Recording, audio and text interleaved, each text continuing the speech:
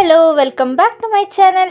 ಇವತ್ತಿನ ಒಂದು sweet dessert ಅದೇ ನವಾಬಿ ಸೇಮೈ. ಸೇಮೈ ಅಂದರೆ ಏನಿಲ್ಲ, ನಾವು ಏನು ಶಾವಿಗೆ ಅಂತೀವಿ ಅದನ್ನೇ ಸೇಮೈ ಅಂತ. ನವಾಬಿ ಸ್ಟೈಲ್ ಶಾವಿಗೆ ಅಂತ ಅರ್ಥ ಬರುತ್ತೆ.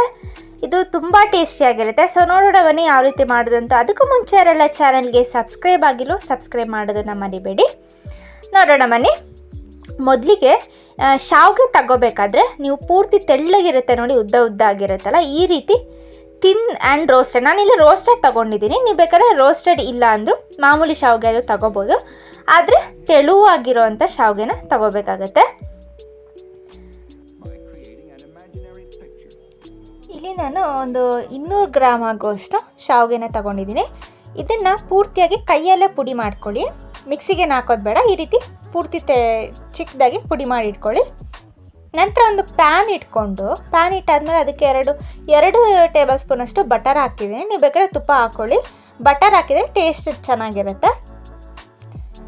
ಇವಾಗ ನಾವು ಗೋಡಂಬಿ ಮತ್ತು ದ್ರಾಕ್ಷಿನ ಹುರ್ಕೋಬೇಕಾಗತ್ತೆ.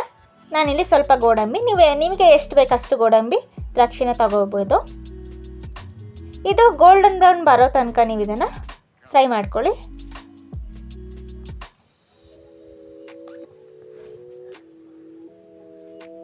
ಸೊ ಇಲ್ಲಿ ನೋಡ್ಬೋದು ಇದಾಗಿದೆ. ನಾನು ಪ್ಲೇಟಿಗೆ ಎತ್ತಿಟ್ಕೊಳ್ತೀನಿ. ನಂತರ ಸ್ವಲ್ಪ ಬಟರ್ ಉಳಿದಿತ್ತಲ್ಲ, ನೀವು ಇಲ್ಲ ಅಂದರೆ ಇನ್ನೊಂದು ಸ್ವಲ್ಪ 1 ಸ್ಪೂನ್ ಬಟರ್ ಹಾಕಿ ಈ ರೋಸ್ಟೆಡ್ ವರ್ಮಿಸೆಲ್ಲಿನ ರೋಸ್ಟ್ ಆಗಿದೆ ಆಲ್ರೆಡಿ, ಆದರೂ ನೀವು ಇನ್ನೊಂದ್ಸಲಿ ರೋಸ್ಟ್ ಮಾಡಬೇಕಾಗತ್ತೆ. ಇದನ್ನು ಒಂದು 2 ರಿಂದ 3 ನಿಮಿಷಗಳ ಕಾಲ ಆದರೂ ನೀವು ಇದನ್ನು ಫ್ರೈ ಮಾಡ್ಕೊಳ್ಳಿ.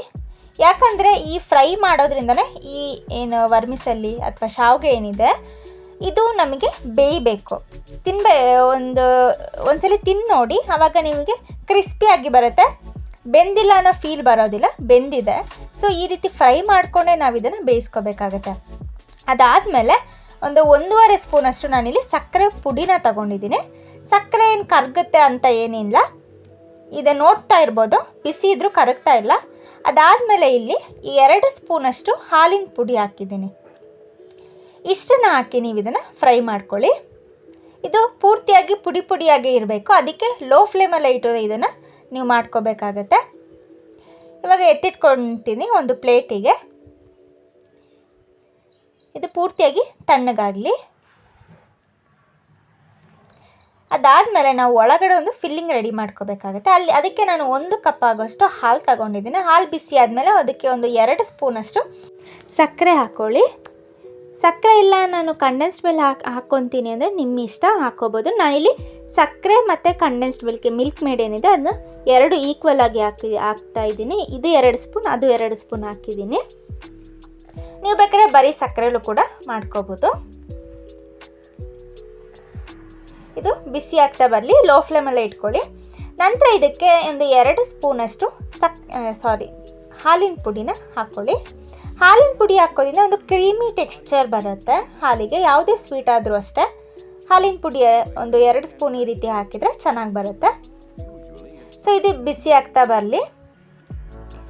ಅದಾದಮೇಲೆ ನಾನಿಲ್ಲಿ ಫ್ಲೇವರ್ಗೋಸ್ಕರ ಒಂದು ಸ್ಪೂನಷ್ಟು ವೆನಿಲಾ ಎಸೆನ್ಸ್ ಹಾಕ್ತಾ ಇದ್ದೀನಿ. ನೀವಿಲ್ಲ ಅಂದರೆ ಏಲಕ್ಕಿ ಪುಡಿ ಕೂಡ ಹಾಕೋಬೋದು.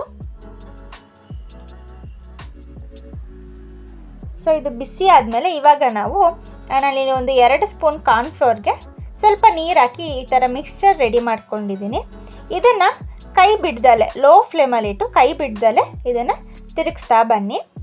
ನಮಗೆ ಇದು ಗಟ್ಟಿ ಆಗಬೇಕು, ಪೂರ್ತಿ ಗಟ್ಟಿ ಆಗೋದು ಬೇಡ. ನಾನು ಕನ್ಸಿಸ್ಟೆನ್ಸಿ ತೋರಿಸ್ತೀನಿ, ಆವಾಗ ನೀವು ಫ್ಲೇಮ್ನ ಆಫ್ ಮಾಡ್ಕೊಳ್ಳಿ. ಅದು ತಣ್ಣಗಾದ್ಮೇಲೆ ಪೂರ್ತಿ ಗಟ್ಟಿ ಆಗುತ್ತೆ. ಸೊ ನೋಡ್ಬೋದು, ಇವಾಗ ಆಫ್ ಮಾಡ್ಕೊಳ್ಳಿ. ಆಫ್ ಮಾಡಿ ತಣ್ಣಗಾದ್ಮೇಲೆ ಗಟ್ಟಿ ಆಗುತ್ತೆ.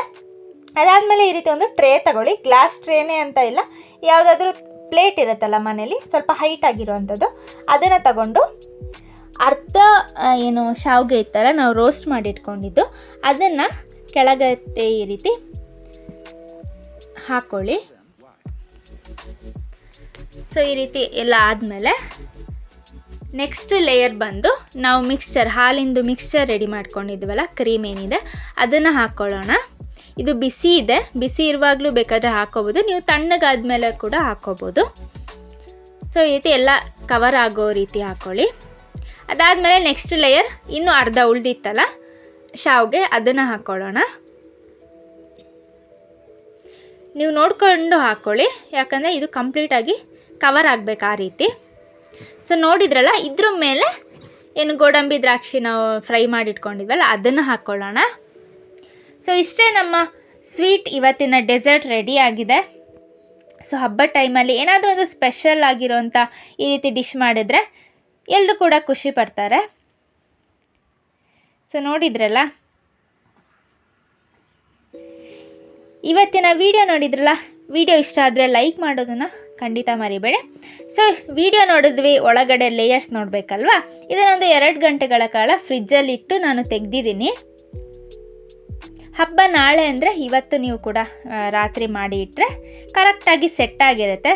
ಸೊ ನೋಡ್ಬೋದು ಯಾವ ರೀತಿ ನಮಗೆ ಈ ಪುಡ್ಡಿಂಗ್ ಬರುತ್ತಲ್ಲ, ಸೊ ಆ ರೀತಿ ರೆಡಿಯಾಗಿದೆ.